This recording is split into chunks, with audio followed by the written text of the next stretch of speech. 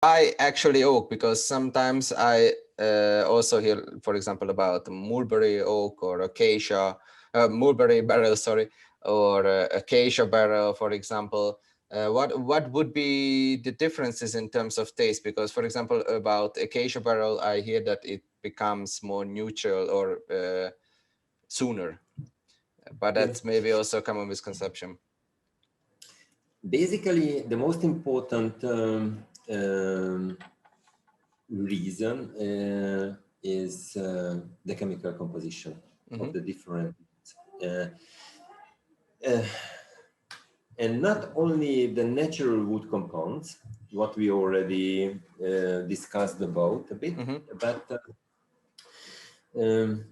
it's important to know that there are, how to say, let's focus on the 5 most important components of the wood: cellulose, hemicellulose, lignin, tannins, and let's call the 5th is all other aldehydes, terpenes, whatever. If you are talking about the natural compounds, this 5th one is very important. But during the toasting, we make very big changes in, first of all, the hemicellulose and in the lignin.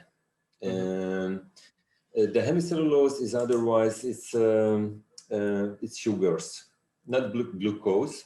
The cellulose is glucose. The hemicellulose is xylose, pentose, whatever, everything. And when you make caramel at home, you are using sugar and heat, and there is a great change. So if you heat the hemicellulose, naturally there are number of similar changes. Moreover, there are others. There are other chemical composition. So if we compare mulberry, acacia, oak, and whatever, each has different natural wood components, and additionally, each of them has different changes during the heat treatment, I mean the toasting itself. And the oak has one very big, let's say 2 very big advantage. One of them is the lactone. As I explained, it can give, depending on the isomer, it can give some body and sweetness, but also can give structure, finesse, can take a part in the length, whatever.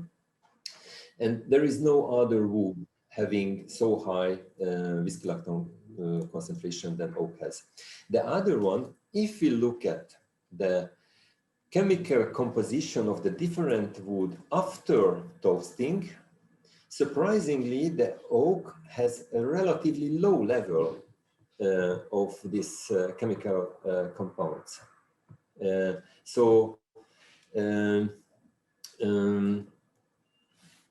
The most of them, most of the other wood types has much more aromatic components created during the heat treatment, so has a larger impact on the wine. That is the purpose or the reasons. Because to my best knowledge, oak is one of the most expensive tree to raise or to lumber, right? Are oaks growing actually fast enough to cope with the demand, or how long does it take for an oak tree to become a barrel? I mean, how long does it have to grow actually till it's been lumbered?